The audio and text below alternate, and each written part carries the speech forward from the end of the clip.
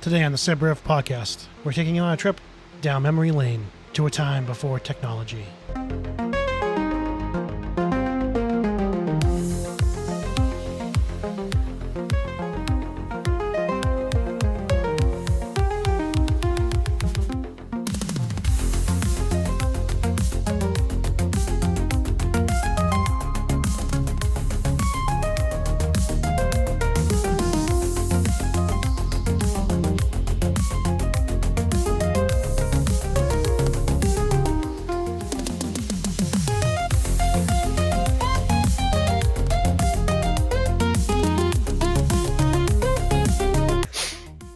Welcome to episode 14 of the SibRiff podcast. I am the middle brother Dana, and I'm joined here by my big brother Dave. Hello. And my little sister Michelle. Hi. And, well, before we get started on today's topic, I think we have to ask David the boiling question that the world wants to know. David, Yes. Did you do any Karen Reed research this week? I did do. I dipped my fingers in the Karen Reed water. And instantly regretted it, probably. It instantly regretted it, yeah. So, I mean, I can give you my take on the whole thing if you want. I That's would what love we're it. Yes. I have. So- Hold on before you start. I just want to say when we spoke last week, everything I heard was hearsay, as they say, right? Because I hadn't watched any of the trials. So all week I have caught up on previous trials. I've watched recaps. I've watched testimony. I have watched this week's live. So I now have some thoughts that are actually things that I have thought about. But go on, Dave. So I cannot tell you whether she's guilty or innocent. I really have no opinion on that whatsoever. I can understand why some people think she is not guilty, given a lot of just the stuff I read. That's just kind of weird. However, I did watch the testimony of, was it Barrios, the Dighton cop? That one that has literally nothing to do with the case. But anyway, go ahead, yeah. So I watched his testimony and I'm like, okay, he's saying the tail light damage was not what he saw the morning after and blah, blah, blah. But I also watched on court TV because, they're covering it obviously. And they, I don't know, so this does not mean that she's guilty, but Karen Reed to me is just very off-putting. If you're on trial for murder, why are you laughing, smiling, giving interviews all over the place? Even if I'm in her position, even if I know I didn't do it, I'm not going to be enjoying myself during the process. So there's something about that that's just really off-putting to me. I just viscerally disliked her on sight. That doesn't mean she's guilty. So all the free Karen Reed people, don't come after me. Yeah. And it was striking to me because the court TV reporter, he interviewed her and he's all smiles and I'm like, dude, I know you got a boner for her, but at least try to be a little objective. That's all I'm saying. So yeah. Guilty, innocent, I don't know. If I was living there and being subjected to that 24 hours a day, I would be going nuts. Well, if you were a juror with everything that you know so far, because that's how I've been watching it, is prove to me one way or the other. If you were a juror right now, how would you be leaning with everything we know right now? Would you say that she's guilty or innocent? Have you been a juror before? I have not. Okay, so here's the thing. They tell us, because I just did jury duty not too long ago, and they told us, they're do not be trying to figure out guilt or innocence until all the evidence has been presented. So this isn't a cop-out. This isn't a cop-out, but I really would be. And again, we're human. So during the case I was in, it was an assault case. It was really hard to not think okay, well, I'm leaning this way. And it's nope, I haven't heard everything yet. So you got to wait until you get the full picture. And then you're supposed to make your conclusions. So if I was a juror right now, I would still just be taking it all in. Okay. That's fair. Yeah. No.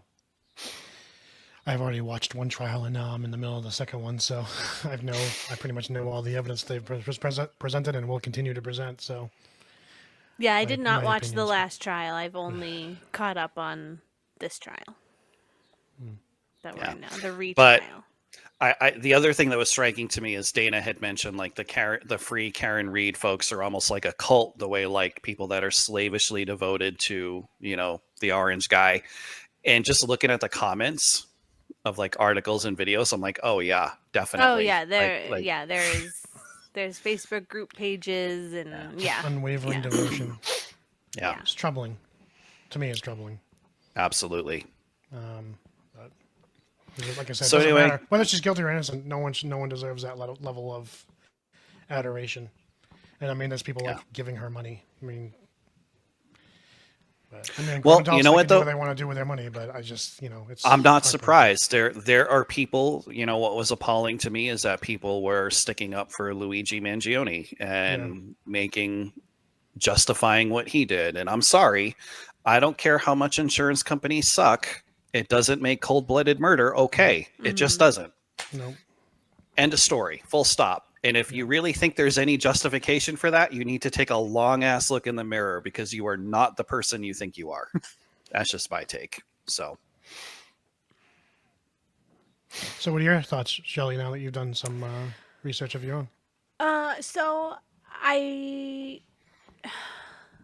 I am this. I can't tell. I could see how some of the things the prosecution has said. I'm like, okay, yeah, I can see her hitting him. She was drinking. She didn't know.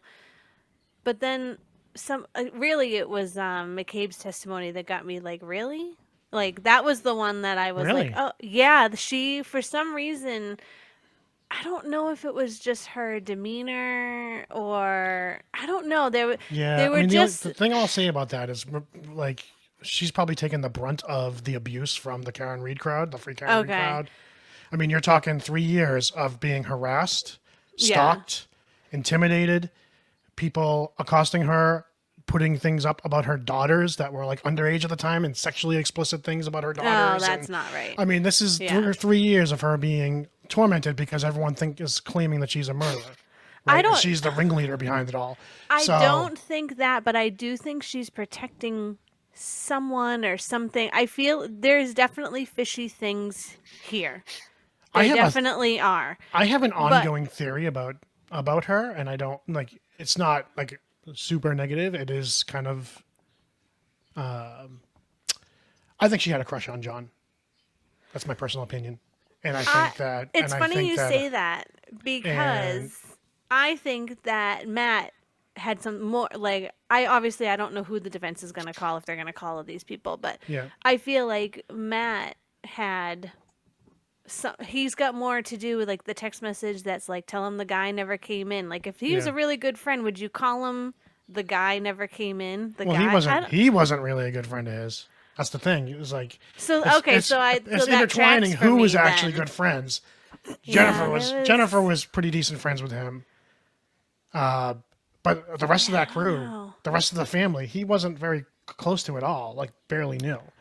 Yeah, it's the whole He was thing close with is Carrie, just and Carrie's a big problem for I think for the because Carrie's telling the same story. She's a big problem for the defense because she doesn't know them from hole in the wall really prior to all this. Like she's yeah. got no connection to them, I and could care less about Carrie's testimony. I mean, I like think it. that I think that all the first responders are a big problem for the defense because I mean, you want us to believe that the entire first responder thing is a part of this big conspiracy But cover up? you don't find it odd that like they were all claiming that she said I hit him, I hit him. Like not one person wrote it down in any report. They said like did she or could I I think that have? she, I, My it's real. First, I have a couple things. It's very telling that no one treated this like at all. I mean, I know they didn't think it was a crime scene at yeah, first. They thought it was more of like a medical call. yeah, So I even give a little grace on that because I get it. You think you're responding to an unresponsive versus a murder. I get that part.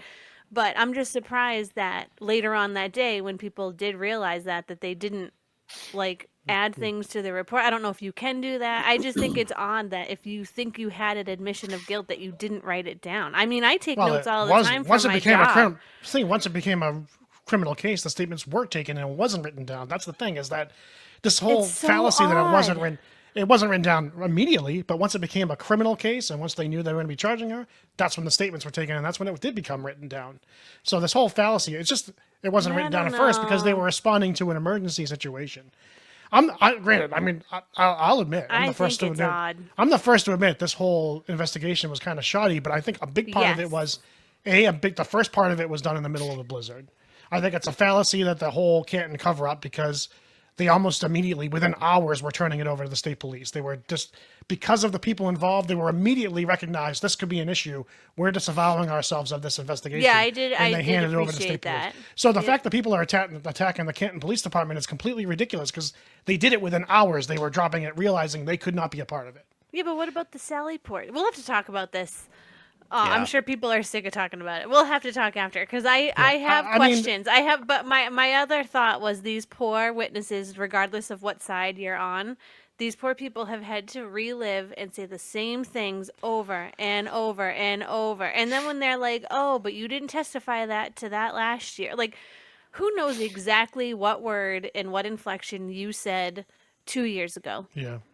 Like, What's- I hate that argument because What's really troubling is the public reaction to this overwhelmingly, especially from the Free Karen Re crowd to these people.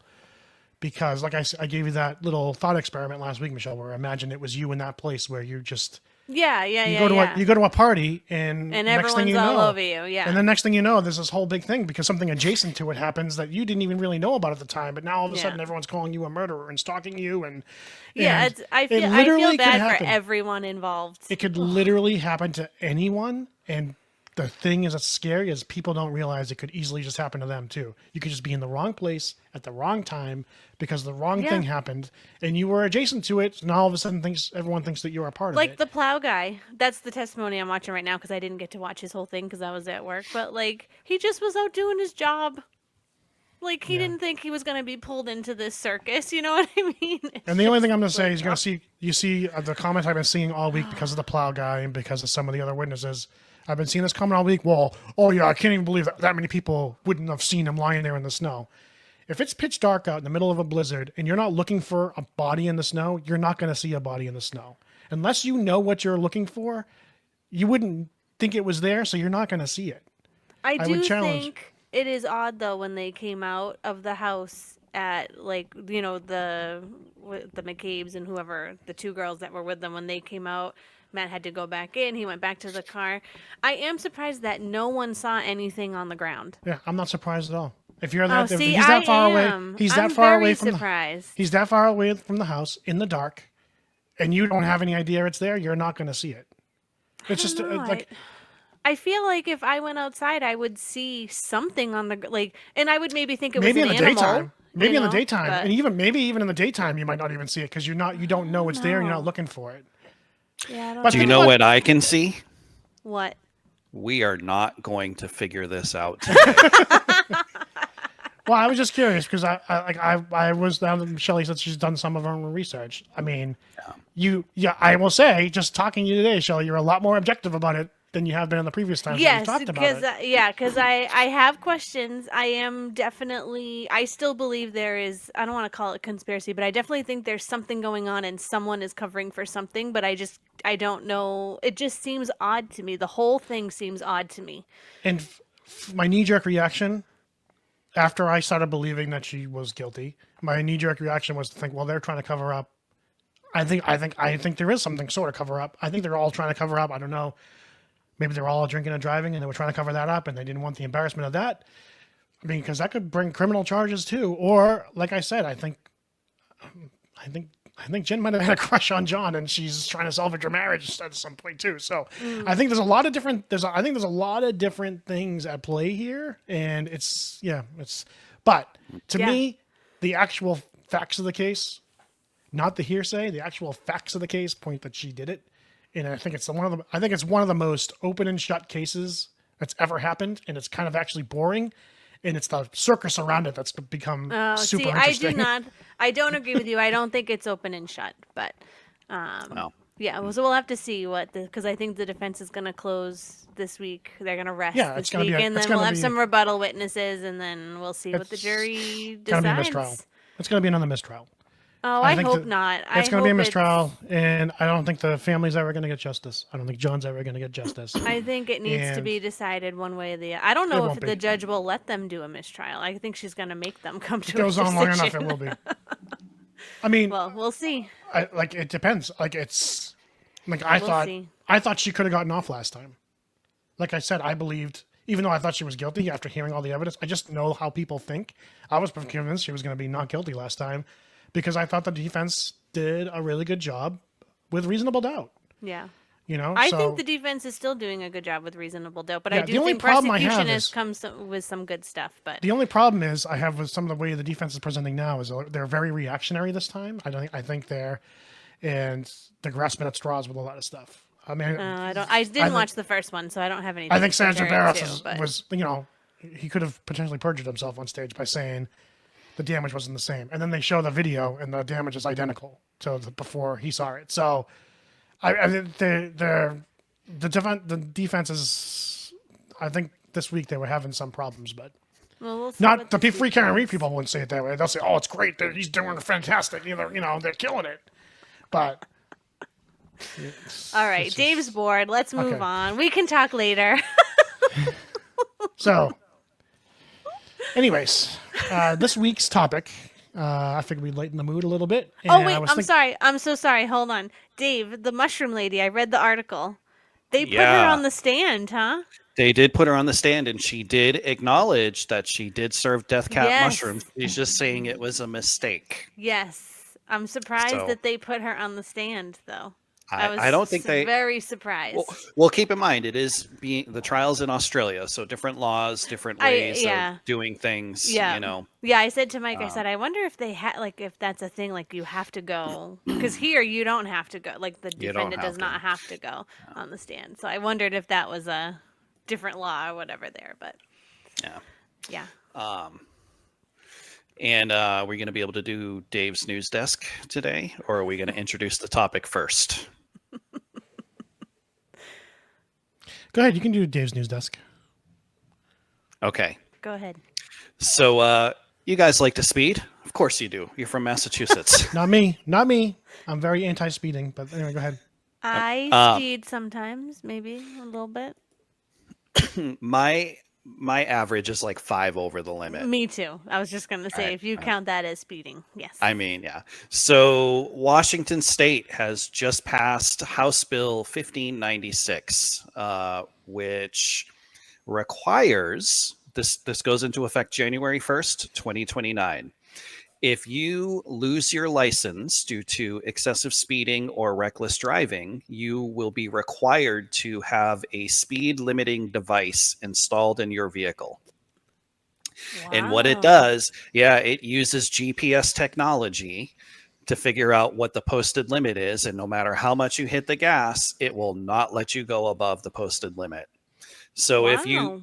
if you lost your license because of speeding for 120 days, you have to have this device. If you lost it because of reckless driving for 150 days, you have to have this device. And it's So forever?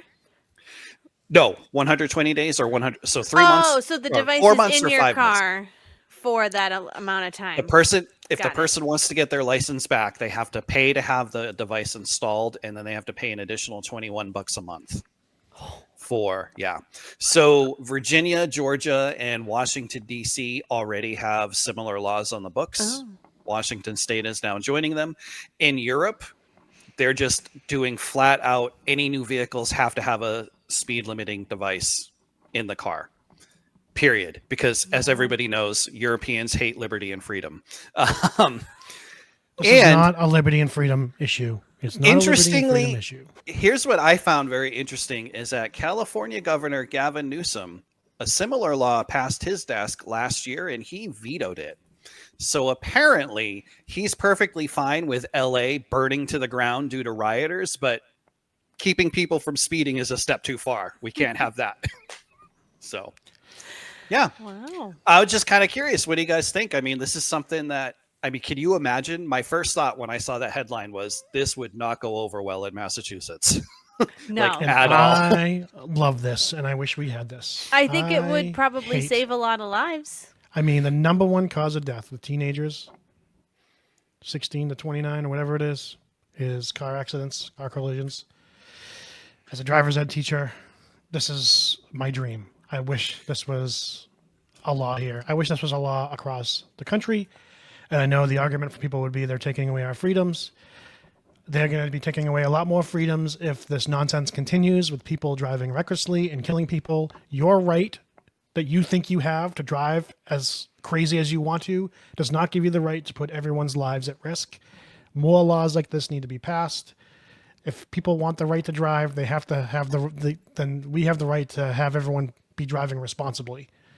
And so I love this law, and I wish we would do it here in Massachusetts. You know what? I think at some point, all 50 states will have a law like this. Yeah, something similar. Give it 15, 20 years, and I think every state will have something similar, because that's how it works, right? Like one state tries something else, tries something out. Other states go, oh, we have the same problem, and here's how this state is handling it. Why don't we try it? And then it just kind of snowballs from there. We've had a few teenagers die just this week in Massachusetts from reckless car crashes. Yeah. I just think that it would save a lot of lives if they did implement that. I don't know that I'd be happy about it, but it would save. Because sometimes you're going like 30 on like a street that there's nothing around. I don't know why there is a posting for only 30 miles an hour. And those one, I'm like, oh my God, why are we going so slow? I don't understand. Go ahead, Dana. I was going to say, the speed limits are there for a reason. No, I know. And I have a good friend, a good former high school friend that's a civil engineer. Those speed limits are there for a reason. A lot of research goes into those. And that's because it is the fastest speed you can go safely on that road. That's why the speed limit is there. I just hate it. It's not a suggestion. This is all the research we've done. This is the fastest speed we know that you can safely go. So for every mile per hour over that speed limit that people go, they're increasing the risk of not just their own lives, but the lives of any other driver or pedestrian or whatever around them. I know. So going 40, 45, and a 30, I'm a hardliner. I'm a hardliner on this stuff. I think when people drive recklessly and they kill someone, I am not a manslaughter person. Charge them with second-degree murder, because you are behind the wheel of a 2,000, 3,000 pound vehicle, and you know that if you drive recklessly, you are putting people's lives at risk. And if you still do it anyway and you end up killing someone, I think you're responsible for murder. I'm not a manslaughter person in this case. I think it's murder. Same way I think that OUI is murder. If you kill someone, if you're driving drunk and you kill someone, that's not manslaughter. You know that driving drunk is extremely unsafe and puts people's lives at risk, and you do it anyway and you kill someone, you murdered them. I'm a hardliner on that stuff, but I'm also a driver's ed teacher. You know? So these are the lectures I give my students. I want people being responsible. I want people to have their right to drive, but I want them to be responsible and not put people's lives at risk. It drives me crazy, and it happens all the time. It's 2025. Why do we still have this problem? So in Oregon, like in my area, people are just weird with the way they drive, and I don't know how to I don't know how to wrap my head around it, because there's going into work, there's a long road that is very windy, very twisty, lots of blind spots. It's a residential area. The speed limit's 30. People will go through there at like 50 or 60. Oh, wow. And like I do like 30. Maybe there's a couple straightaways where I'll get up to like 33, 34. But there's been too many times where I've come around a corner and there's somebody on a bike, now that the weather's nice, or there's wildlife like deer in the middle of the road. You can't stop if you're going too fast. But I'll be alone on that road, and the next thing I know, I've got like somebody trying to like give me an aluminum enema with their car, because they're like, and then there's a point where the road ends and it's a long straightaway and the speed limit goes up to 55, because, perfectly clear field of vision, no more houses, nothing like that. And those same people that were doing like 50 or 60 in the 30 will suddenly fall way back once it is safe to drive faster. And I don't understand what's going through people's heads. When I'm putting people at risk, I'm going to do like 50 or 60. When it's 55, 60, I'm just going to do 45. Like, I don't understand the mindset behind it, and it drives me nuts. I do hate when, on the reverse, when people don't drive the speed limit. That drives me insane. That's equally as frustrating. Oh. Another thing I talk to my students about. I mean, You have to go the speed limit. I'll say it, and it's part of the test too. I'll say like on the road test, like well, there's some registrations have a section of the test where they're going on a road that's 35, and the kids want to do like 25. I'm like, if you're doing 25 on this road on the test, you're gonna fail. You have to do the speed limit. Doing the speed limit doesn't mean you're doing 10 miles an hour under. It doesn't mean you're doing 10 miles an hour over. You're doing the speed limit. You have to show them that you know how to properly do the speed limit. Because if you go too fast, you're putting people's lives at risk. And if you go too slow, you could be putting people's lives at risk. Because then all of a sudden now you're going too slow and you got people really angry and they're trying to go around you. And then you're putting them at risk for a head-on collision, or they're trying to go around you on the other side and you're putting pedestrians at risk. Like, you have to be able to do the speed limit. But it also doesn't mean you don't do 15, 20, 10 miles an hour over the speed limit. Speed limit is a speed limit there for a reason. So, I mean, like I said, these are things I'm very passionate about because I spent, almost 10 years as a driving instructor teaching these to the kids. So I'm a hardliner on this stuff, but.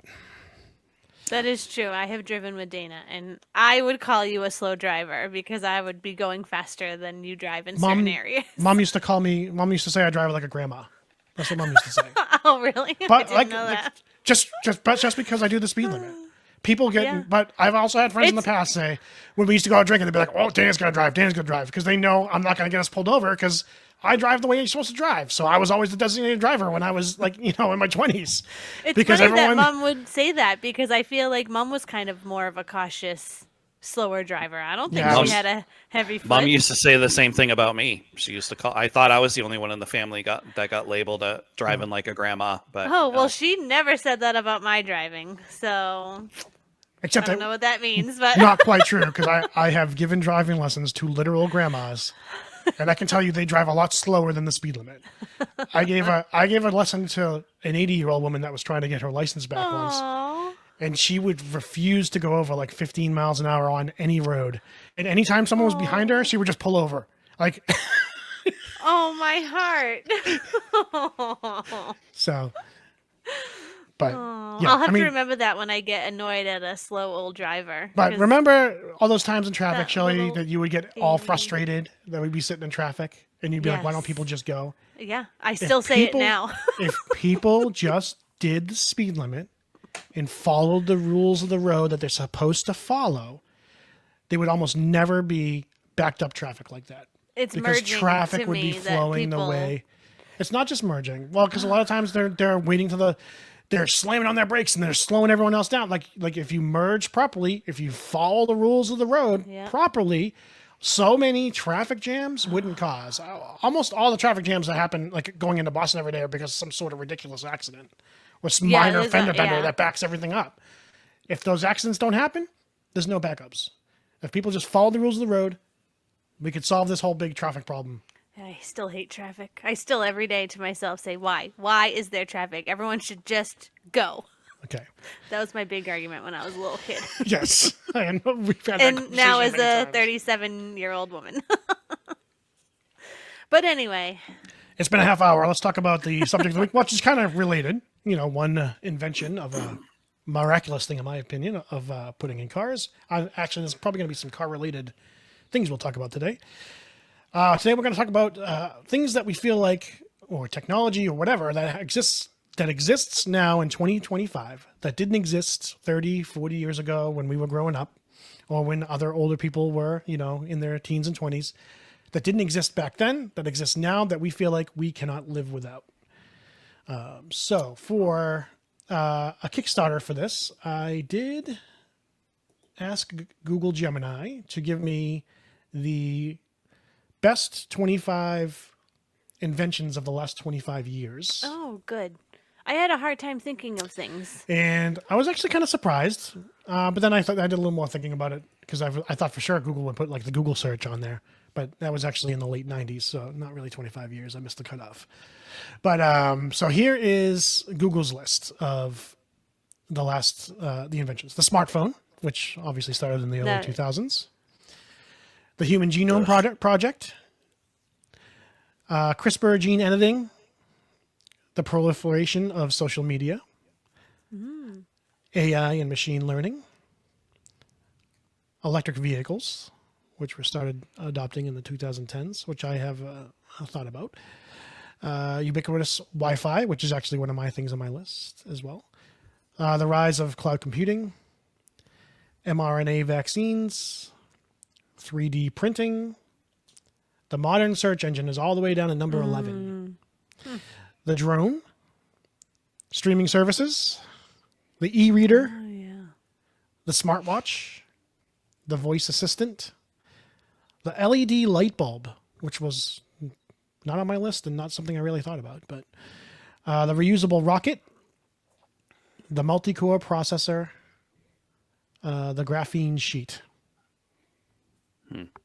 The only one that I could think of that came to mind was the rise of social media, which I don't think is a good thing. I could definitely live without it. I think it has done irreparable damage to our society. No question. No question. It's not just a coincidence that teenage anxiety and depression rates have skyrocketed in correlation with the popularity of social media. There's no, I know usually correlation does not necessarily mean causation, but that is absolutely the case in my mind here. Our mammalian brains are not meant to handle that influx of information coming through social media. So, Yeah, I like social media, but I could live without it. yeah, this is actually I forget what I was listening to, but like it was like a political conversation, but they were talking about like what could unite everyone again, and the person said, ban social media, basically. That's the cause and the source of so many problems. Yeah, I agree with you, Dave. Definitely on the social media thing. So that's doesn't really answer the question because you could live without it. I feel like I could live without it. Yeah. Michelle feels like she could live without it. Is there any? Well, I'll go first. The number one thing I thought of that I couldn't live without is something that started coming around in the early 2000s. So I had already been driving probably, trying to think of when I got my first one. I think I had been driving for 7 or 8 years by the time I got my first one. So I already pretty much knew the road and stuff like that. But one thing I came up with was the GPS. Oh, And I'm not saying Tom. I'm not saying that I absolutely need to get around. I've been driving for almost 30 years, so I don't need a GPS to get around. I know my way pretty much up through Boston, all the way down to the Cape, and out as far west as like Bellingham, North Attleboro, even into Rhode Island and Connecticut. There's so many of these areas I can just get around without the GPS as far as knowing the directions. So I think early on it was like great to have the directions for new areas I didn't know. Now, as an adult that's been driving forever, the GPS I feel like I couldn't live without because real-time traffic updates. There are so many times when I'm driving and I put the directions onto a place where I know I'm going, but it helps me to know my time, how long it's going to take me to get there. It helps me to know the real-time traffic so I know maybe there's an alternate way I can give myself to get around some of that traffic. It's almost like a necessity at this point just to avoid some traffic. As a driver's ed instructor, it was a necessity to help plan lessons because you have an hour block to work with a student before you go pick up your next one. And you could frame it around putting the next address into your GPS and frame your lessons around the amount of time you have left until you have to go pick up the next student. So it's a necessity really for driver's ed teachers nowadays. I don't know how they did it before GPS. I use GPS every single day, every single time I'm in the car. Yeah. For the same exact reason, because I just want to know is there more traffic on 24 than on 18, which is the fastest way to go. Same thing. I want to know what time I'm gonna get there. I hate when a GPS is not on. I need to know when I'm gonna be somewhere. Yeah. Like I'm perfectly capable of navigating without it. It's not like I need it as a crutch to know how to get somewhere. Oh, It's no, to I know can't that say it the same. it's to know that information that that's going to give me the right timing to get there, basically. Yeah, It's all like timing. I use GPS even if the only time I don't do it is if I am going food shopping because that is there's like one way to get there, and if I have to sit in a little bit of traffic on the way there, I don't care about that. Mine is more like during the week when I just want to either get to work, get home. Like I use it every day in the car for like places that I know where I'm going. But definitely, I could never get anywhere if I didn't have like if I didn't have GPS and I had to meet someone at an address I'd never been to before, I'm not going because I don't know how to get there, and I'm not gonna print. I remember printing out in directions like off MapQuest and like reading them to mom in the car. Okay, we're gonna take a left on Main. Like That's what I was gonna say. Like before we had the GPS, we had MapQuest and we had maps, right? Which I will go on Google and I'll print the directions. Like we're driving to Virginia next month. I'm gonna go on Google and I'm gonna print up the directions just to be safe because you never know when you're not gonna have service, a good signal. true, yeah. So I always like to have a hard copy of the directions just in case. Yeah. But Wow, I never would have thought of that actually, but that is a good point. That's a good point. Dave, do you use GPS? I do. Yeah, I use Google Maps. Of course. Yeah. I actually alternate between Google Maps and Apple Maps, and every now and then I'll throw a little Waze in there if I'm feeling saucy. I used to use Waze a lot, but then it was just another app to have, and then I just was like, why wouldn't I just use the Apple Maps, like the one that comes with? So the thing I came up with was my cell phone. And the reason I thought of it was because I remember being in high school and teachers saying, like, you're not going to have a calculator with you. You're going to have to know how to do whatever math. And joke's on you, teach, because I have a calculator with me every single day of every single moment. And I could not live without my phone. I'll tell you, I like to know what time it is. I like to be able to reach people right away. I need my phone. I need it.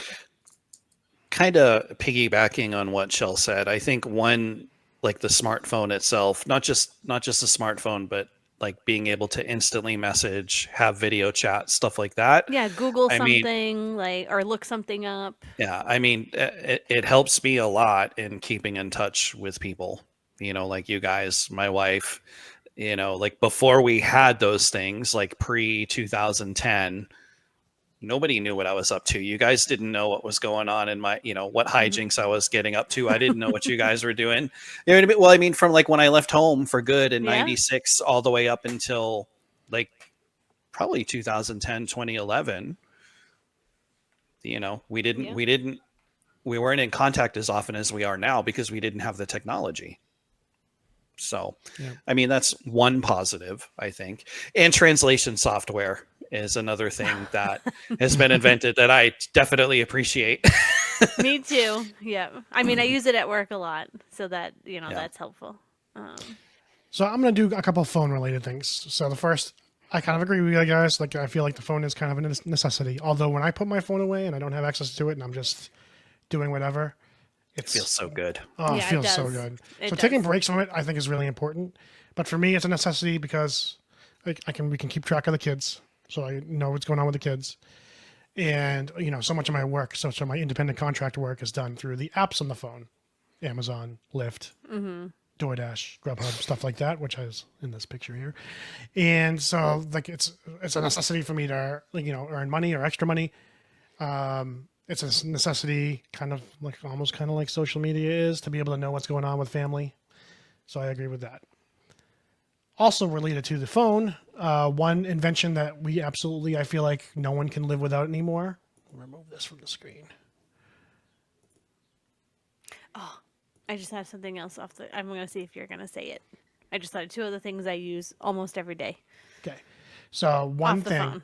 that I bet you guys didn't think of, and I was like thinking about this and I'm like, this is really unlimited data, talk and text. If you think about when cell phones first came out, and we were paying, whatever it was per minute, and then 25 cents per text message to send and receive. And then if you wanted free minutes, you could only talk between the hours of like 10 p.m. and 5 a.m. or 10 p.m. and 6 a.m. And then you had to start paying again. There were so many limitations on talk and text. Like I said, we take it for granted now. But when cell phones first came out, I mean, the bills were extraordinary. Michelle, do you remember the fight that me and your father had over the bill I ran up Yes. one time because it was like $800 Yes. from text Yeah. messages?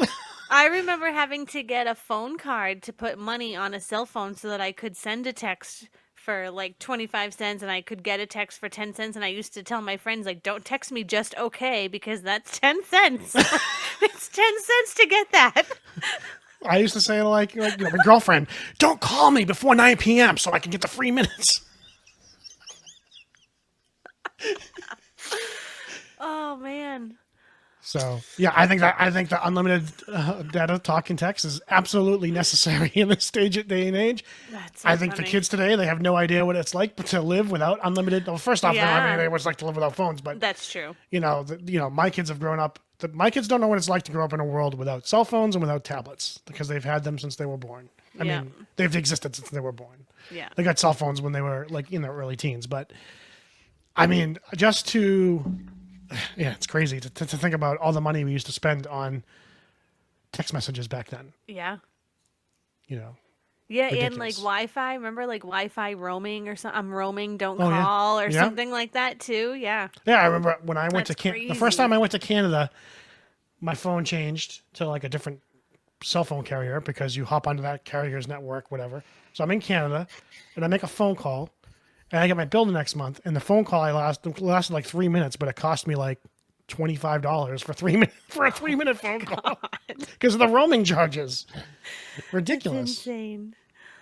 That's insane. What I was gonna say was the apps that I use on my phone every day are the flashlight and the camera. You have a camera with you all the time, and you have a flashlight with you all the time. I use the flashlight every day. It's crazy. Yeah, that's a good. I think I use the flashlight almost every morning when I wake up because I don't Well, wanna turn the lights that's on to yeah. wake up When Kayla. that's when I use it is in the morning because I don't Yeah. want to wake up anyone. Yeah. But it all ties into the phone, right? All phone. Yes, all phone. So how about another phone one? Bet you guys didn't think of this one either.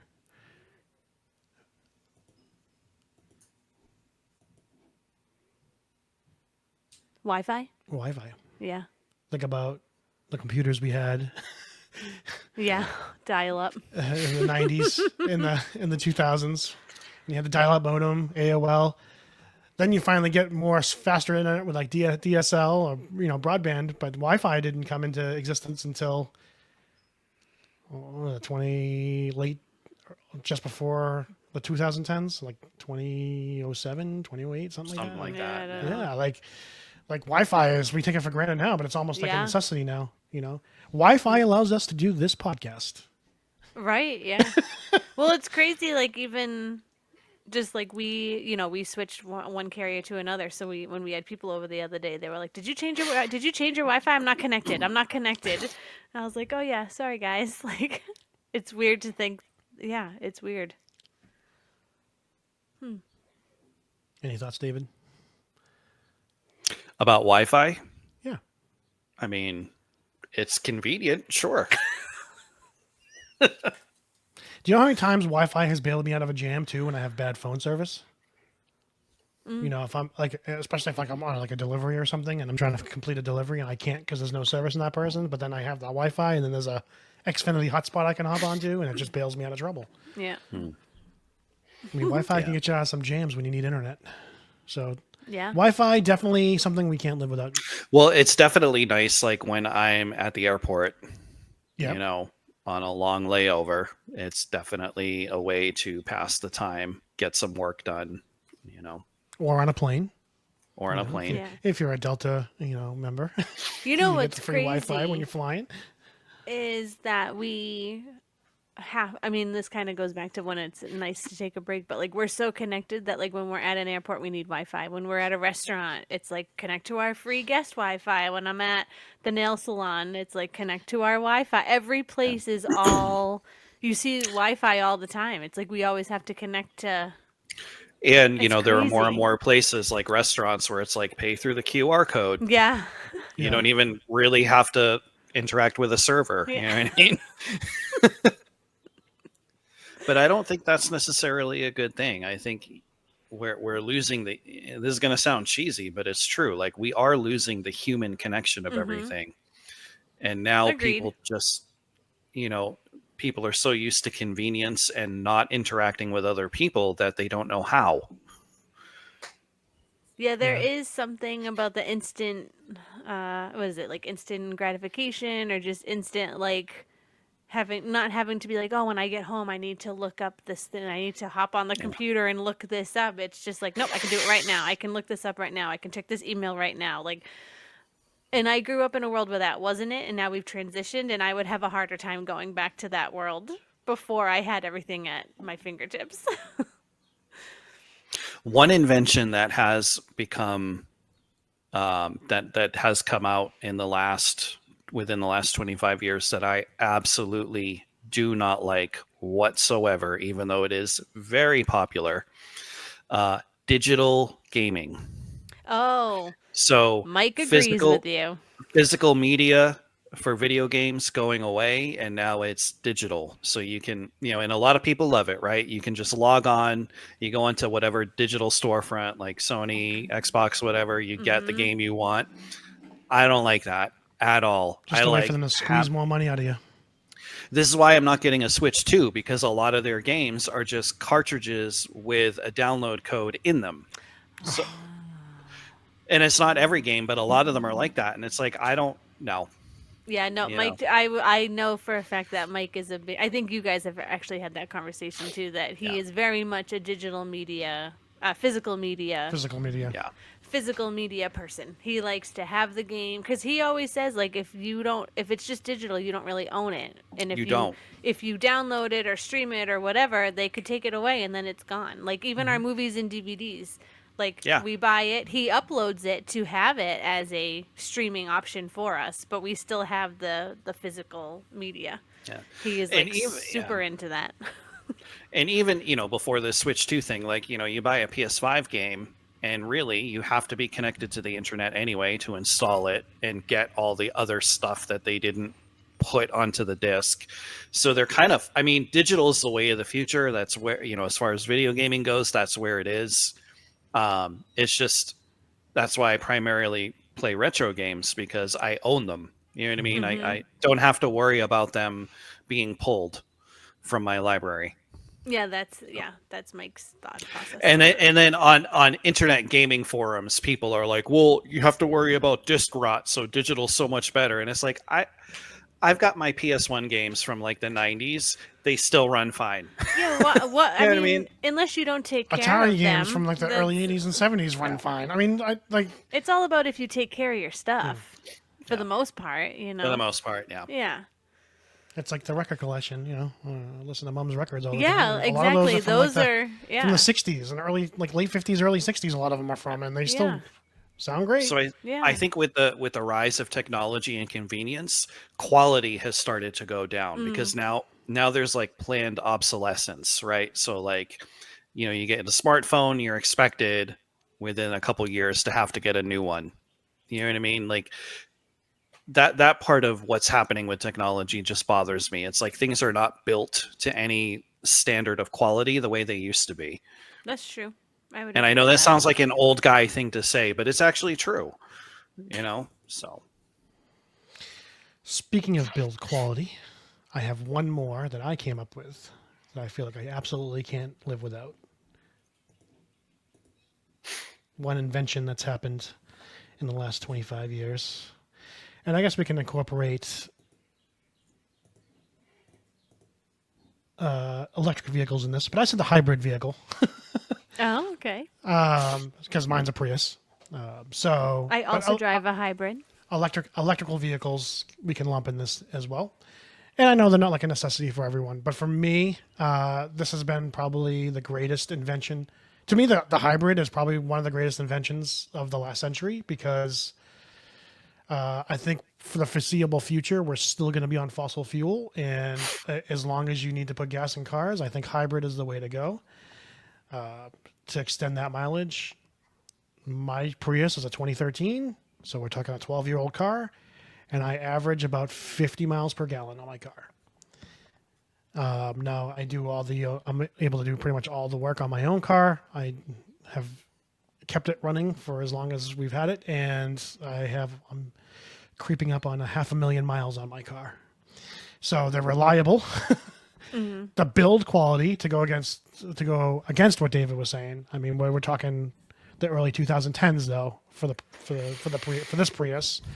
I think some people have complained about some of the newer hybrids build quality, but those Oh no, I like late- my hybrid. those late aughts, early 2010s models of hybrids, the build quality is pretty good.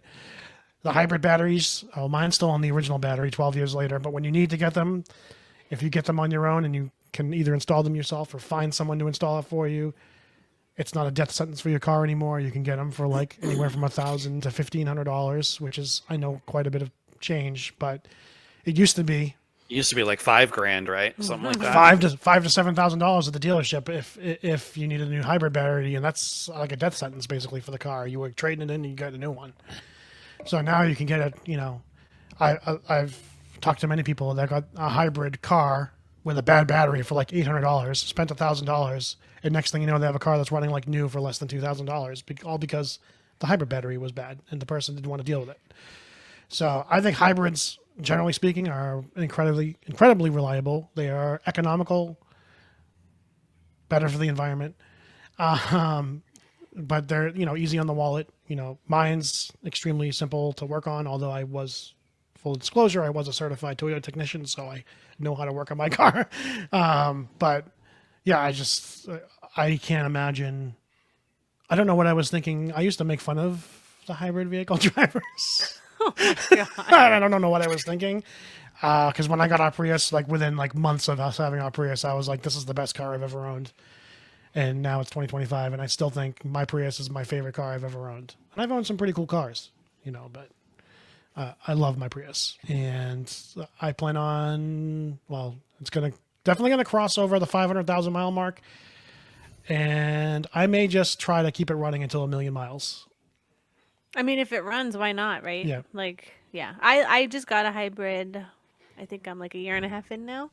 I love my hybrid, and I obviously live with someone, and that has a Tesla who is very much like he loves the electronic cars. I would say the Tesla is probably the greatest. It could be potentially the greatest vehicle invention of all time. The Tesla specific electric vehicle. I mean, I think they're probably the gold standard of electric vehicles. Yeah, I mean, I like the Tesla.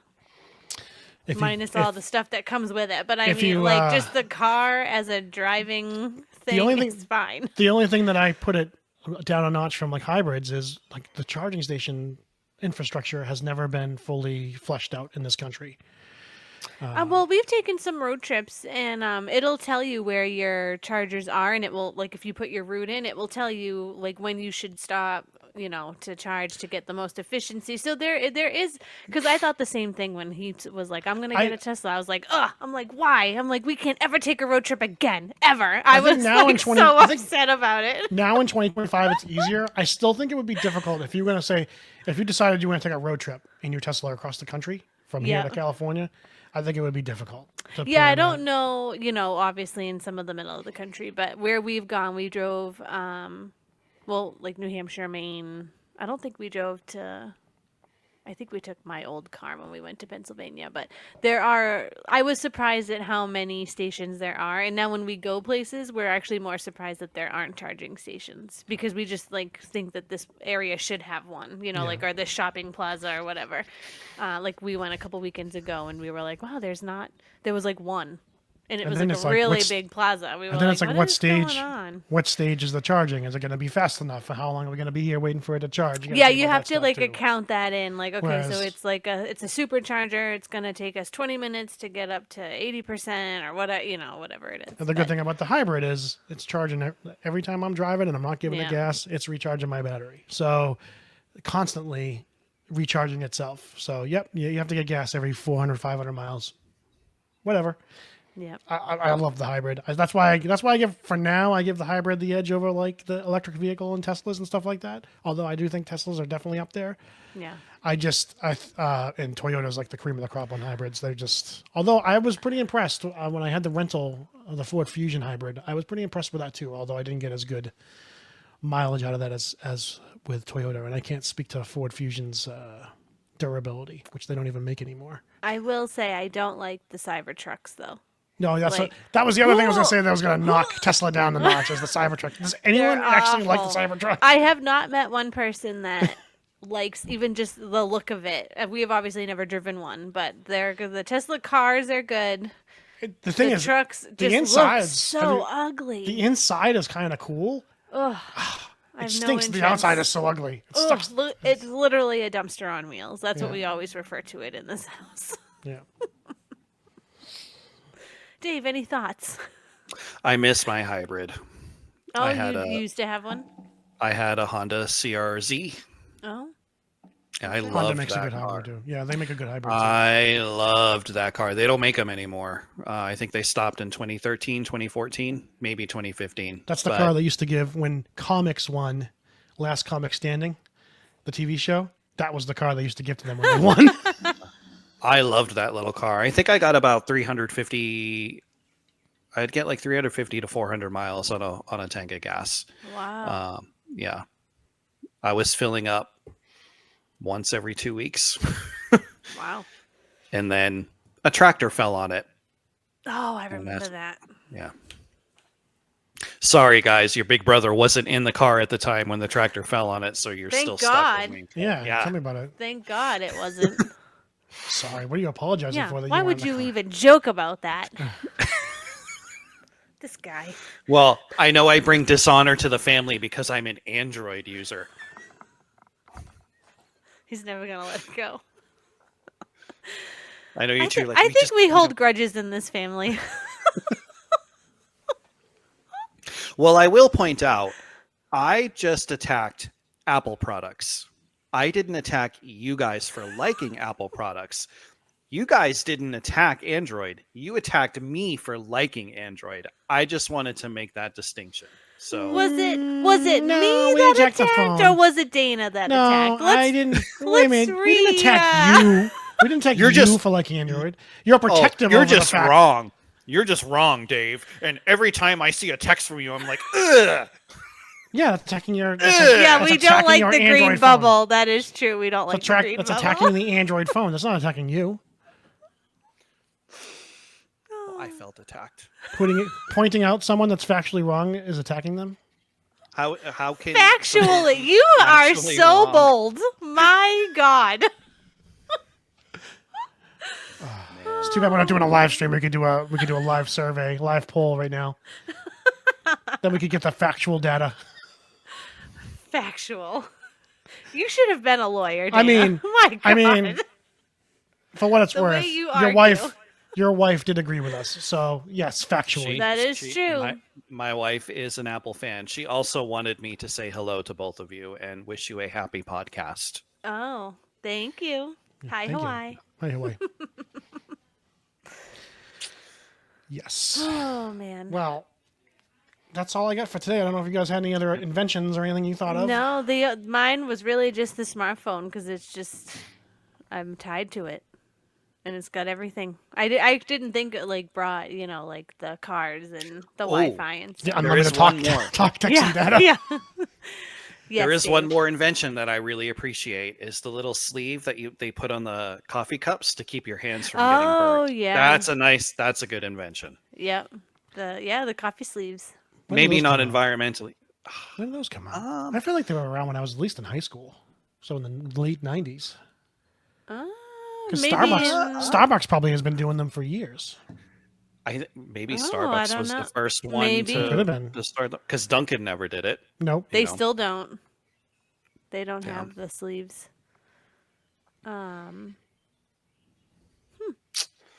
Interesting. I don't. It seems to me like they weren't really widespread until the aughts. So The what? like the mid aughts, What's an aught? The early 2000s. the Oh, oh 2000s. Before the I'm like, 2010s. what? Before the aughts? 2000s. That's What the is second an time that aught? phrase was used today. You didn't hear it when I used it? No, I did not hear that. I'm like, what's an aught? I said the early aughts to the 2010s. Oh, no, I didn't even catch that. yeah. Dave, you have a different setup behind you. I do. I decided to do the podcast in my game room. Oh, nice. with all of my physical gaming media around me. Very nice. So I got Link, I got Commander Shepard, Samus, Final Fantasy VI. I got Terra on a Magitech. That one I made sure to get in the shot just for Dana's sake. And you can't see it because the Sibriv logo is blocking the corner, but I also have Shin Megami Tensei up here as well. So yeah, I know you guys don't know what the hell I'm talking about with that one, but still. Cool. Yeah. You're so cool. Just kidding. Oh, there it is. Oh, nice. Yeah. Cool. Excellent. Michelle, have you given any thought to what we're going to talk about next week? I have a little bit. I thought we could do like, you know, anytime I meet like someone new, I'm always like, what are your top 5, whatever. So I think we should do like a theme of top 5. Come with your top 5 foods, candy bars. I'll like give you guys a list of some suggestions, and then maybe we can try to make a Sibriv top 5 or something like as we do it. Okay, that sounds cool. Oh, this is going to be a contentious episode. I will say these ones where we have these debates always seem to be the most engaging for people. So we'll see. Yeah, I don't know. I'll like I said, I'll give you guys some like topics that you guys can come up with for top 5, and then, you know, if we decide through the week to do different, like to do one topic for an episode, we can do that too. I'm kind of open, but that's kind of where I'm at right now at the moment. Excellent. Yeah. Awesome. Well, it was lovely to see you guys again today and spend some time with you. Yes. It was lovely to spend time with all of you out there in the podcast world. And stay tuned for next week when we talk about some top 5s. Yeah. Bye, everybody. Bye. Bye.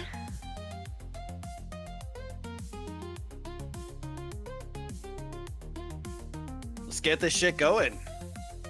Are you waiting for me? I'm sorry. Yeah, you were looking down. Sorry. Sorry.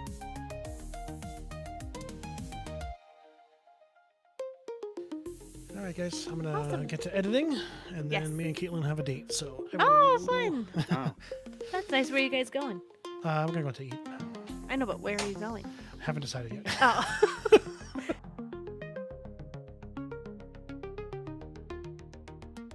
Bye, Bye, guys. you guys. brothers. I love Bye. you. I love you. I love you too. Bye. Bye.